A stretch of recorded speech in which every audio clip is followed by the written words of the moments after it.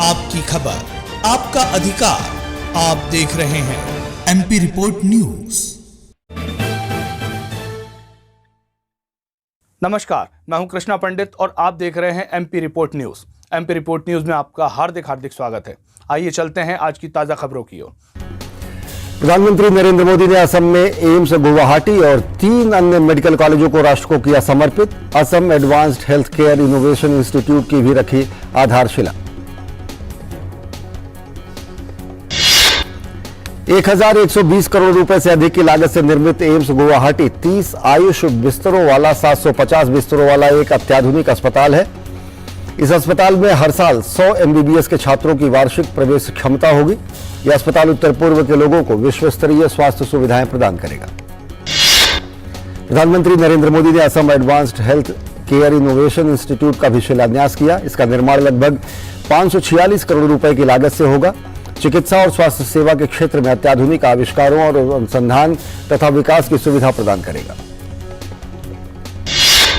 प्रधानमंत्री नरेंद्र मोदी ने पात्र लाभार्थियों को आयुष्मान भारत प्रधानमंत्री जन आरोग्य योजना कार्ड वितरित करके आपके द्वार आयुष्मान अभियान का भी शुभारंभ किया।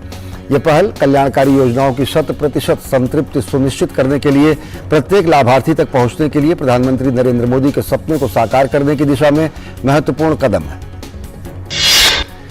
प्रधानमंत्री ने पूर्वोत्तर सहित पूरे देश में स्वास्थ्य संबंधी इंफ्रास्ट्रक्चर को मजबूत करने के लिए हो रहे कामों को गिनाया। प्रधानमंत्री ने कहा, भारत के हेल्थ सेक्टर का 21वीं सदी की जरूरतों के मुताबिक अपग्रेडेशन हो रहा है। प्रधानमंत्री नरेंद्र मोदी ने बताया कि हमारी सरकार में नीति, नियत और निष्ठा किसी स्वार्थ से नहीं बल्कि राष्ट्र प्रथम, देशवासी प्रथम की भावना से तय होती है। श्रेय के भूखे लोगों और जनता पर राज करने की भावना ने देश का बहुत अहित किया है। गुवाहाटी पहुंचने पर प्रधानमंत्री नरेंद्र मोदी का जोरदार स्वागत किया गया। सड़क के दोनों ओर हजारों लोगों ने मोदी मोदी के नारे लगाकर प्रधानमंत्री नरेंद्र मोदी का अभिनंदन किया। प्रधानमंत्री नरेंद्र मोदी गुवाहाटी उच्च न्यायालय के प्लेटिनम जुबली समारोह में भी शामिल हुए। प्रधानमंत्री ने इस अवसर पर एक स्मारिका का भी विमोचन किया। इस मौके पर प्रधानमंत्री नरेंद्र मोदी ने असम पुलिस द्वारा डिजाइन किए गए एक मोबाइल एप्लीकेशन असम कॉप का भी शुभारंभ किया। यह ऐप अपराध और आपराधिक नेटवर्क, ट्रैकिंग सिस्टम और वाहन राष्ट्रीय रजिस्टर के डेटाबेस से अभियुक्तों और वाहनों की खोज की सुविधा प्रदान करेगा। प्रधानमंत्री नरेंद्र मोदी ने अपने संबोधन की शुरुआत बाबा साहब भीमराव अंबेडकर को उनकी जयंती पर श्रद्धांजलि देकर की। प्रधानमंत्री नरेंद्र मोदी ने देश के असीम सपनों और आकांक्षाओं को पूरा करने में न्यायपालिका की महत्वपूर्ण भूमिका बताई। उन्होंने एक सशक्त और संवेदनशील न्यायपालिका को अहम बताया। प्रधानमंत्री नरेंद्र मोदी ने न्यायिक सेवाओं को और प्रभावी बनाने और सुलभ बनाने में तकनीक के इस्तेमाल को बेहद अहम बताया। प्रधानमंत्री नरेंद्र मोदी ने इस संदर्भ में कृत्रिम बुद्धिमत्ता का भी जिक्र किया। वर्षों से जेलों में बंद कैदियों की सहायता के लिए केंद्र सरकार द्वारा की गई पहल की प्रधानमंत्री ने खास चर्चा की। प्रधानमंत्री नरेंद्र मोदी ने कहा कि देश में कई कानूनी प्रावधान ब्रिटिश काल से चले आ रहे हैं। उन्होंने कहा कि कई अप्रासंगिक हो चुके कानून की समीक्षा कर सरकार ने उसे खत्म किया है। गुवाहाटी के सरसजई स्टेडियम में असमिया नववर्ष का जश्न और उस समय और यादगार हो गया जब भव्य उत्सव में प्रधानमंत्री नरेंद्र मोदी पहुंचे। हजारों कलाकारों की रंगारंग प्रस्तुतियों ने पूरे माहौल को अलग रंग और बेमिसाल रोशनी से भर दिया। प्रधानमंत्री नरेंद्र मोदी ने इन कलाकारों का अभिवादन किया तो जवाब परंपरागत नृत्य और संगीत के साथ दिया गया। असम के 31 जिलों से आए 11,000 से अधिक कलाकारों ने अपने राज्य की मनमोह लेने वाली धरोहर को शानदार तरीके से प्रदर्शित किया। एक ही स्थान पर दुनिया के सबसे बड़े बिहू नृत्य प्रदर्शन की श्रेणी में इस आयोजन को Guinness book of world record के तौर पर दर्ज किया गया। प्रधानमंत्री नरेंद्र मोदी ने कलाकारों के जोश और जज्बे को सराहते हुए भारतीय संस्कृति की ताकत को नमन किया। प्रधानमंत्री नरेंद्र मोदी ने देश के युवाओं की क्षमता पर भरोसा जताते हुए कहा कि इसी विश्वास के दम पर तो वो बड़े लक्ष्य निर्धारित करते हैं। इस अवसर पर प्रधानमंत्री नरेंद्र मोदी ने असम को विकास से जुड़ी परियोजनाओं का उपहार दिया। प्रधानमंत्री ने ब्रह्मपुत्र नदी पर पलाशबाड़ी और सुवालकुची को जोड़ने वाले पुल का शिलान्यास किया। ये पुल इस क्षेत्र में कनेक्टिविटी को बेहतर करेगा। प्रधानमंत्री नरेंद्र मोदी ने डिब्रूगढ़ के नामरूप में 500 TPD क्षमता वाले मेथनॉल संयंत्र की भी शुरुआत की। प्रधानमंत्री नरेंद्र मोदी ने क्षेत्र में स्थित विभिन्न रेल खंडों के दोहरीकरण और विद्युतीकरण सहित 5 रेल परियोजनाओं का भी उद्घाटन किया। इन परियोजनाओं में दिगारू, लामडिंग खंड, गौरीपुर, अभयपुरी खंड, न्यू बोंगईगांव, धूपधारा खंड का दोहरीकरण, रानीनगर, जलपाईगुड़ी, गुवाहाटी खंड का विद्युतीकरण, सेंचोवा सिलघाट टाउन और सेंचोवा मैराबाड़ी खंड का विद्युतीकरण परियोजना शामिल है। प्रधानमंत्री ने शिवसागर में रंगघर के सौंदर्यीकरण से संबंधित परियोजना का भी शिलान्यास किया। ये रंगघर अहोम संस्कृति और परंपराओं को चित्रित करने वाली सबसे प्रतिष्ठित संरचनाओं में से एक है। प्रधानमंत्री नरेंद्र मोदी ने नॉर्थ ईस्ट में कायम हुए शांति और विकास का खास जिक्र किया।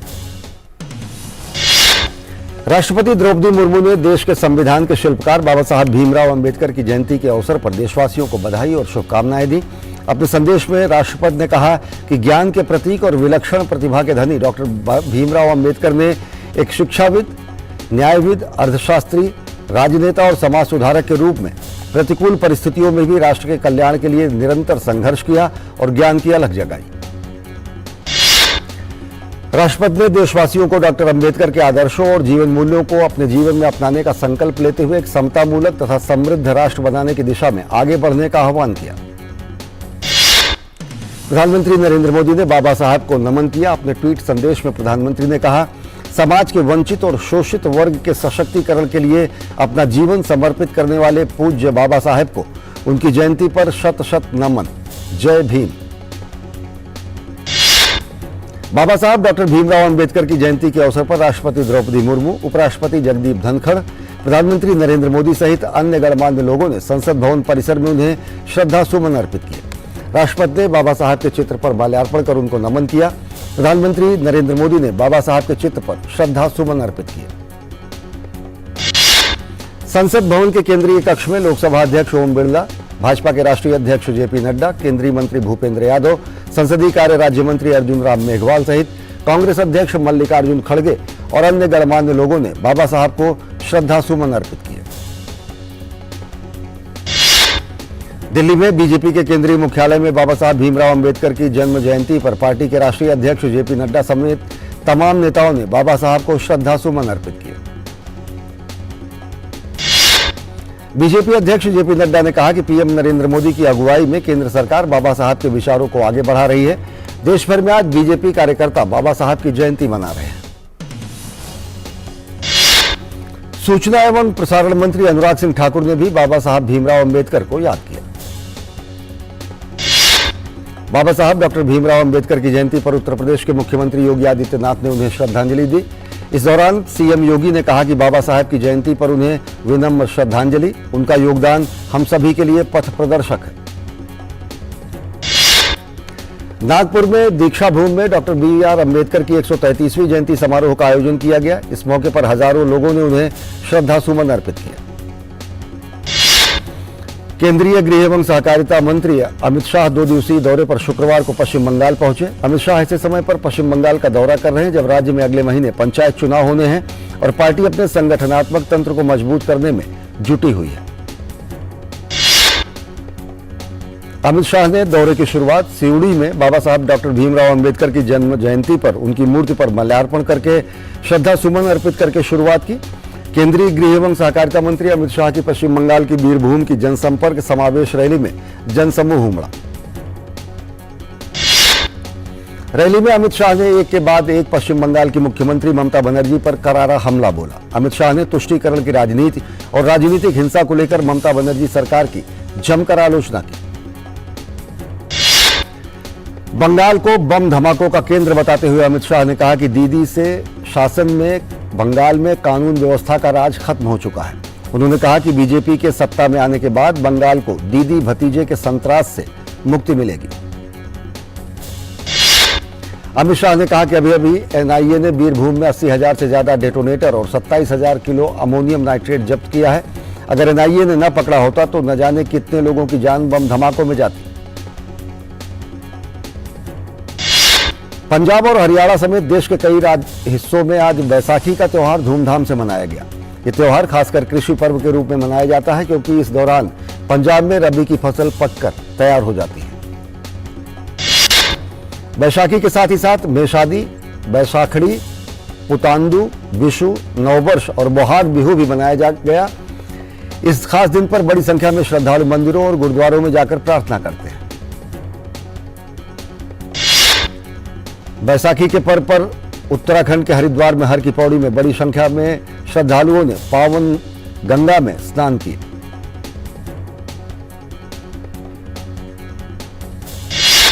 राष्ट्रपति द्रौपदी मुर्मू ने एक संदेश में वैशाखी, विशु, रोंगाली, बिहू, नववर्ष, बैसाखड़ी और पुतांदु पिरापू के शुभ अवसर पर सभी देशवासियों को हार्दिक बधाई दी और शुभकामनाएं दी। अपने संदेश में राष्ट्रपति ने कहा कि त्योहार हमारे अन्नदाताओं की कड़ी मेहनत का पुरस्कार है और इससे मिलने वाली खुशी, समृद्धि और प्रगति का उत्सव है। राष्ट्रपति ने कहा कि त्योहार हमारे अन्नदाता किसानों के कठिन परिश्रम के प्रति सम्मान दर्शाने का भी अवसर है। जम्मू कश्मीर में उधमपुर के चेनानी गांव में बैन गांव के बेनी संगम में बैसाखी उत्सव के दौरान फुट ब्रिज गिर गया। घटना के दौरान 6 लोग घायल हो गए। घायलों को नजदीक के अस्पताल में भर्ती कराया गया है। कर्नाटक में सियासी पारा धीरे धीरे तेज हो रहा है। कर्नाटक विधानसभा चुनाव को लेकर सत्तारूढ़ बीजेपी और विपक्षी दल अपने अपने दांव लगा रहे हैं। सत्तारूढ़ दल बीजेपी और विपक्षी पार्टी के बीच आरोप प्रत्यारोप का दौर भी जारी है।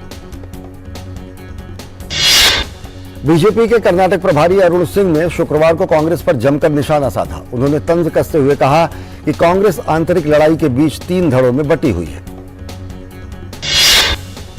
उम्मीदवारों के रूप में नए चेहरों को शामिल करने और पुराने लोगों को छोड़ने के बीजेपी के कदम पर प्रतिक्रिया देते हुए अरुण सिंह ने कहा कि हर किसी को चुनाव में टिकट नहीं मिल सकता है। चुनावी राज्य कर्नाटक में भारतीय जनता पार्टी को एक करारा झटका लगा है। बीजेपी के पूर्व नेता और कर्नाटक के पूर्व डिप्टी सीएम लक्ष्मण सावदी आज कांग्रेस में शामिल हो गए। बीजेपी के पूर्व नेता लक्ष्मण सावदी के कांग्रेस में शामिल होने पर कर्नाटक के सीएम बसवराज बोम्मई ने दुख जाहिर किया। उन्होंने कहा कि लगभग 60 से 65 निर्वाचन क्षेत्रों में कांग्रेस के पास उम्मीदवार तक नहीं है। ऐसा नहीं है कि बगावत केवल भाजपा में है, कांग्रेस और जेडीएस नेता भी बागी रुख अख्तियार कर रहे हैं। कर्नाटक के पूर्व एमएलसी और कांग्रेस नेता रघु आचार ने बागी रुख अख्तियार करते हुए जनता दल सेकुलर का दामन थाम लिया है। वहीं प्रत्याशियों की घोषणा के साथ ही नामांकन दाखिल करने की प्रक्रिया में तेजी आ गई है। बीटीएम लेआउट निर्वाचन क्षेत्र से आम आदमी पार्टी उम्मीदवार एम श्रीनिवास ने नामांकन दाखिल किया है। जेडीएस ने विधानसभा चुनाव के लिए 49 उम्मीदवारों की दूसरी सूची जारी की है। कर्नाटक विधानसभा चुनाव की तारीख सामने आने के बाद चुनाव आयोग अवैध धन और अन्य सामान के परिवहन पर लगाम लगाने के लिए लगातार काम कर रहा है। इसी क्रम में एसजे पार्क थाना पुलिस ने एक ऑटो से 1 करोड़ रुपए की नकदी बरामद की है। पुलिस ने सुरेश व प्रवीण नाम के 2 लोगों के पास से नकदी जब्त की और उनसे पैसे से जुड़े दस्तावेज बरामद नहीं हुए। पुलिस ने दोनों को हिरासत में ले लिया है। आबकारी नीति मामले में पूछताछ के लिए सीबीआई ने दिल्ली के मुख्यमंत्री और आम आदमी पार्टी के राष्ट्रीय संयोजक अरविंद केजरीवाल को 16 अप्रैल को तलब किया है। ताजा घटनाक्रम के बाद बीजेपी ने केजरीवाल सरकार पर हमले तेज कर दिए हैं। हालांकि आम आदमी पार्टी ने कहा है कि सीबीआई के मुख्यमंत्री को दिए गए नोटिस से उनकी पार्टी डरने वाली नहीं है। यूपी के माफिया अतीक अहमद के बेटे असद को मुठभेड़ में मार गिराए जाने के बाद यूपी में सियासत जोरों पर है। मुठभेड़ के बाद कुछ राजनीतिक दल इस पर सवाल उठा रहे हैं। यूपी सरकार ने इन दलों पर पलटवार किया और कहा कि अपराधियों के समर्थन में जो राजनीतिक दल खड़े हैं उन्हें प्रदेश की जनता देख रही है। असद की मेडिकल रिपोर्ट के मुताबिक असद को 2 गोलियां और गुलाम को 1 गोली लगी थी जो इनके महत्वपूर्ण अंगों से निकली और इसकी वजह से इनकी मृत्यु हो गई। उमेश पाल हत्याकांड के 2 आरोपियों के ढेर होने के बाद से पुलिस को भरोसा है कि मामले में जांच में और तेजी आएगी। सूचना एवं प्रसारण मंत्री और खेल एवं युवा मामलों के मंत्री अनुराग सिंह ठाकुर ने हिमाचल प्रदेश के 1 दिवसीय दौरे पर सांसद मोबाइल स्वास्थ्य सेवा के 5 वर्ष पूरे होने के उपलक्ष्य में हमीरपुर के एक निजी कॉलेज में निःशुल्क नेत्र जांच शिविर का आयोजन किया गया, जिसमें वे बतौर मुख्य अतिथि शामिल हुए। इस दौरान अनुराग सिंह ठाकुर ने पात्र लोगों को निःशुल्क आंखों के चश्मे भी बांटे। केंद्रीय मंत्री अनुराग सिंह ठाकुर ने नेत्र शिविर को संबोधित करते हुए कहा कि प्रयास संस्था ने सांसद मोबाइल योजना के जरिए लोगों के बीच पहुंचकर जिस तरह से सेवा कार्य किया है वो काबिल तारीफ है।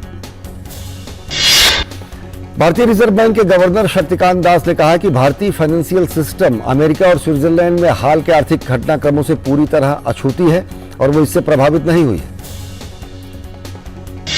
अंतर्राष्ट्रीय मुद्रा कोष, IMF और वर्ल्ड बैंक की सालाना बैठकों में शामिल होने के लिए RBI गवर्नर ने कहा कि देश की बैंकिंग सिस्टम जुझारू, स्थिर और दुरुस्त है। आर्थिक मोर्चे पर देश के लिए अच्छी खबर है। वित्त वर्ष 2022-2023 में भारत ने वार्षिक निर्यात लक्ष्य को हासिल करते हुए करीब 14% की उछाल दर्ज की है। इसके साथ ही कुल निर्यात बढ़कर $770 अरब तक पहुंच गया है। वित्त वर्ष 2022-2023 का लक्ष्य $750 अरब का था। सरकार ने तय लक्ष्य से $20 अरब अधिक निर्यात किया है। इससे पहले वित्त वर्ष 2022 में कुल $676 अरब का निर्यात दर्ज किया गया था। भारत का आयात भी 2022-2023 में 16.5% बढ़कर $714 अरब हो गया, जो कि 2021-2022 में $613 अरब था। मुख्य रूप से पेट्रोलियम, फार्मा, रसायन और समुद्री उत्पाद के क्षेत्र में बेहतर प्रदर्शन से निर्यात अच्छा रहा है। देश के आयात में चीन की एक हिस्सेदारी एक साल पहले के 15.4% से घटकर 2022-2023 में 13.79% हो गई है। इसमें उर्वरक और इलेक्ट्रॉनिक सामान जैसी सामग्री प्रमुख रूप से शामिल है। चीन को निर्यात 28% से घटकर $15.32 अरब रहा। एक साल पहले ये $21.26 अरब था। अब सरकार ने 2030 तक एक्सपोर्ट को बढ़ाकर $2 ट्रिलियन तक पहुंचाने का लक्ष्य निर्धारित किया है। शुक्रवार को विदेश व्यापार नीति 2022-2023-2024 फॉरेन ट्रेड पॉलिसी 2023 को जारी करते हुए केंद्रीय वाणिज्य मंत्री पीयूष गोयल ने इसका ऐलान किया। IMF ने कहा है कि भारत की वृद्धि दर 6.1% से घटकर 5.9% करने के पीछे मुख्य वजह घरेलू खपत में आ रही सुस्ती और आंकड़ों में हुए संशोधन है। इकोनॉमिक इंटेलिजेंस यूनिट यानी EIU की BER बैंकिंग के मुताबिक 2022 की दूसरी तिमाही में 2023 की दूसरी तिमाही के बीच भारत 6 पायदान ऊपर गया है। ट्विटर में कई बड़े बदलाव होने जा रहे हैं। 20 अप्रैल को सभी लेगेसी ब्लूटिक मार्क हटने से पहले ट्विटर ने शुक्रवार को एक फीचर पेश किया जो पेड ब्लूटिक सब्सक्राइबर्स के लिए 10,000 कैरेक्टर्स वाले पोस्ट की अनुमति देता है। वित्त मंत्री निर्मला सीतारमण ने कहा कि G20 देशों ने वित्तीय समावेशन और उत्पादकता लाभ के लिए डिजिटल सार्वजनिक अवसंरचना को सशक्त करने में रुचि दिखाई है। उन्होंने कहा कि क्रिप्टो करेंसी और डिजिटल सार्वजनिक अवसंरचना के मामले में सीमा पार भुगतान के मुद्दों को भी शामिल किया जाना चाहिए। वाशिंगटन DC में उद्यमियों और नेताओं के रूप में महिलाओं को सशक्त बनाना विषय पर एक पैनल चर्चा के दौरान वित्त मंत्री ने कहा कि भारत ने पिछले कुछ वर्षों में महिलाओं को ऋण सुनिश्चित करने के लिए अनेक कदम उठाए हैं। वित्त मंत्री निर्मला सीतारमण ने वाशिंगटन में अंतर्राष्ट्रीय मुद्रा कोष और विश्व बैंक की बैठकों से इतर श्रीलंका ऋण मुद्दे पर एक उच्च स्तरीय कार्यक्रम में हिस्सा लिया। इस मौके पर वित्त मंत्री निर्मला सीतारमण ने आर्थिक सुधार और ऋण स्थिरता के लिए भारत की ओर से श्रीलंका को समर्थन देने की प्रतिबद्धता जताई। विदेश मंत्री डॉक्टर एस जयशंकर 3 दिवसीय यात्रा पर मोजाम्बिक की राजधानी मापुतो पहुंचे हैं। विदेश मंत्री डॉक्टर एस जयशंकर ने 132 किलोमीटर टीका बुजी नोवा सोफोला रोड परियोजना के हिस्से के रूप में निर्मित बुजी ब्रिज का वर्चुअल रूप से उद्घाटन किया, जो भारत मोजाम्बिक संबंधों को और मजबूत करने की दिशा में अहम कदम है। विदेश मंत्री ने मापुतो में उच्चायुक्त द्वारा आयोजित स्वागत समारोह में भारतीय समुदाय के प्रतिनिधियों से मुलाकात की। अपने संबोधन में विदेश मंत्री डॉक्टर एस जयशंकर ने भारत मोजाम्बिक के ऐतिहासिक संबंधों के विस्तार से महत्व को रेखांकित करते हुए इसे और आगे ले जाने की प्रतिबद्धता जताई। विदेश मंत्री ने कहा कि भारत आज न सिर्फ अपने लिए बल्कि ग्लोबल साउथ के लिए आवाज उठाता है। उन्होंने कहा कि भारत आत्मनिर्भर बनने के लिए निरंतर आगे बढ़ रहा है। उत्तर कोरिया की सरकारी कोरियन सेंट्रल न्यूज एजेंसी के मुताबिक एक दिन पहले उत्तर कोरिया में हुए परीक्षण के दौरान देश के supreme leader Kim Jong Un, उनकी बेटी और बहन भी मौजूद थी। किम जोंग उन ने कहा कि नवीनतम प्रक्षेपण उत्तर कोरिया को कोरियाई प्रायद्वीप के लगातार बिगड़ते सुरक्षा वातावरण और अन्य दीर्घकालिक सैन्य खतरों से निपटने के लिए अधिक विकसित और उन्नत शक्तिशाली हथियार प्रणाली के विकास को तेजी से आगे बढ़ाने की अनुमति देगा। पश्चिम टेक्सास में एक डेयरी फार्म में भीषण विस्फोट के बाद आग लग गई। खबरों के मुताबिक घटना में करीब 1800 मवेशियों की मौत हो गई। ये अपनी तरह की सबसे बड़ी घटना है। सोमवार को टेक्सास के डिविट में साउथ फोर्क डेयरी फार्म में धमाका हुआ। टेक्सास के अग्निशमन अधिकारी कारणों का जांच कर रहे हैं। मीडिया रिपोर्ट्स के मुताबिक हादसे में कोई भी कर्मी हताहत नहीं हुआ। हालांकि एक डेयरी फार्म कर्मी के झुलसने की खबर है, जिसका अस्पताल में इलाज चल रहा है। हालत उसकी गंभीर बनी हुई है, लेकिन स्थिर है। उत्तरी मैक्सिको में प्रवासी हिरासत केंद्र में आग लगने से 40 लोगों की मौत हो गई। राष्ट्रपति ने कहा कि प्रवासी भागने में असमर्थ थे, क्योंकि आग लगने के समय सेल प्रभारी व्यक्ति वहां मौजूद नहीं था। यह घटना वर्षों में सबसे घातक प्रवासी त्रासदियों में से एक है। रेड क्रॉस की अंतर्राष्ट्रीय समिति के अनुसार मैक्सिको और मध्य अमेरिका के प्रमुख ओलिवर डवाइस में प्रवासी हिरासत केंद्रों को लेकर पुनर्विचार करने की जरूरत है। आधिकारिक आंकड़ों के अनुसार 2021 की तुलना में पिछले साल 43% अधिक लोगों को हिरासत में लिया गया है। अमेरिका की FBI ने पेंटागन के खास दस्तावेजों को लीक करने के संदेह में अमेरिकी एयर नेशनल गार्ड के सदस्य जैक टेक्सेरा को गिरफ्तार किया है। अमेरिकी अटॉर्नी जनरल ने कहा कि टेक्सेरा को अनधिकृत निष्कासन और क्लासिफाइड राष्ट्रीय सुरक्षा सूचना की जानकारी देने के संबंध में गिरफ्तार किया गया है। ब्राजील के राष्ट्रपति लुई इनासियो लूला डी सिल्वा चीन के दौरे पर हैं। शंघाई में लूला डी सिल्वा ने चीनी कम्युनिस्ट पार्टी के महासचिव के साथ एक बैठक की और ब्राजील और चीन के बीच परस्पर संबंधों के महत्व पर जोर दिया। बोलीविया के पत्रकार एक संभावित कानून के विरोध में सड़क पर उतर आए हैं। पत्रकारों का कहना है कि नए कानून से देश में प्रेस की आजादी छिन जाएगी। बोलीविया के पत्रकारों के अनुसार नए बिल में एक पैराग्राफ शामिल है जो नस्लवाद या भेदभाव को बढ़ावा देने के लिए मानी जाने वाली रिपोर्टिंग के खिलाफ कार्रवाई को निर्धारित करता है। केंद्रीय खेल मंत्री अनुराग सिंह ठाकुर ने आज हिमाचल प्रदेश के हमीरपुर में नेशनल सेंटर फॉर एक्सीलेंस के तहत बैडमिंटन कोर्ट, बॉक्सिंग हॉल और जूडो हॉल का उद्घाटन किया। इस दौरान खेल मंत्री ने बैडमिंटन कोर्ट पर खिलाड़ियों के साथ हाथ भी आजमाए। खेल मंत्री ने कहा कि बैडमिंटन कोर्ट, बॉक्सिंग हॉल और जूडो हॉल के आने के बाद न केवल हमीरपुर के युवाओं को इसका फायदा मिलेगा, साथ ही खेल मंत्री ने यह भी कहा कि इससे आसपास के क्षेत्रों में भी खेल और खिलाड़ियों के दोनों का विकास होगा। आईपीएल में शनिवार को 2 मुकाबले खेले जाएंगे, जिनके पहले मुकाबले में रॉयल चैलेंजर्स बेंगलुरु का सामना दिल्ली कैपिटल से होगा। घरेलू मैदान पर दूसरी जीत हासिल करने के इरादे से बेंगलुरु की टीम मैदान पर उतरेगी। शनिवार को दिन के दूसरे मुकाबले में लखनऊ सुपर जायंट्स का सामना पंजाब किंग्स के साथ होगा। आईपीएल में लखनऊ का इरादा जीत के सिलसिले को बरकरार रखने का होगा, वहीं पंजाब की टीम तीसरी जीत के इरादे से मैदान पर उतरेगी। गुजरात टाइटंस के कप्तान हार्दिक पांड्या पर पंजाब किंग्स के खिलाफ मैच के दौरान धीमी ओवर गति के लिए 12 लाख रुपए का जुर्माना लगाया गया है। इस मैच में गुजरात पंजाब को 6 विकेट से हरा दिया था। एशियाई कुश्ती चैंपियनशिप में भारतीय पहलवान अमन सहरावत ने स्वर्ण पदक अपने नाम किया है।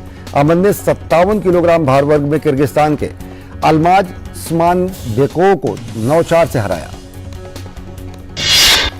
एशियाई कुश्ती चैंपियनशिप में भारतीय पहलवान दीपक ने कांस्य पदक अपने नाम किया है। दीपक ने कजाकिस्तान के शुहराब बोजोरोव को शिकस्त दी है। असम ओलंपिक संघ ने विश्व बॉक्सिंग चैंपियनशिप में स्वर्ण पदक जीतने वाली लवलीना बोरगोहेन को सम्मानित किया है। इस अवसर पर राष्ट्रमंडल खेलों में स्वर्ण पदक जीतने वाली नयन मोनी को भी सम्मानित किया गया। स्पेन के राफेल नडाल ने बार्सिलोना ओपन टेनिस टूर्नामेंट से नाम वापस ले लिया है। चोट से परेशान नडाल ने कहा कि वो अभी एटीपी टूर में वापसी के लिए फिट नहीं है। मोंटे कार्लो मास्टर्स में शीर्ष वरीयता प्राप्त सर्बिया के नोवाक जोकोविच उलटफेर का शिकार हो गए हैं। इटली के 21 वर्षीय टेनिस खिलाड़ी लोरेंजो मुसेट्टी के हाथों उन्हें हार का सामना करना पड़ा। 5वीं वरीयता प्राप्त रूस के आंद्रे रूबलेव ने मोंटे कार्लो मास्टर्स के सेमीफाइनल में स्थान पक्का किया है। रूबलेव ने जॉन लेनार्ड स्ट्रफ को सीधे सेटों में 6-1, 7-6 से शिकस्त दी है। मैनचेस्टर यूनाइटेड और सेविया के बीच यूरोपा लीग के क्वार्टर फाइनल का पहले लेग का मुकाबला 2-2 से बराबरी पर रहा। इस मुकाबले में 2 गोल से बढ़त लेने के बाद मैनचेस्टर यूनाइटेड ने 2 ऑन गोल करके जीतने का मौका गंवा दिया। यूरोप लीग के एक अन्य क्वार्टर फाइनल मुकाबले में इटालियन क्लब यूवेंटस ने स्पोर्टिंग लिस्बन को 1-0 से हरा दिया। यूवेंटस की तरफ से दूसरे हाफ में गाती ने गोल किए। क्रिस्टियानो रोनाल्डो के क्लब अल नसर के कोच रूडी गार्सिया को कोच के पद से हटा दिया गया है। गार्सिया को 1 साल से भी कम समय में पद से हटाया गया है। चीन में महिला टेनिस की वापसी हो गई है। WTA ने साल 2021 में महिला युगल खिलाड़ी पेंग शुआई की सुरक्षा के चलते चीन में सभी महिला टेनिस खेल पर प्रतिबंध लगा दिए थे।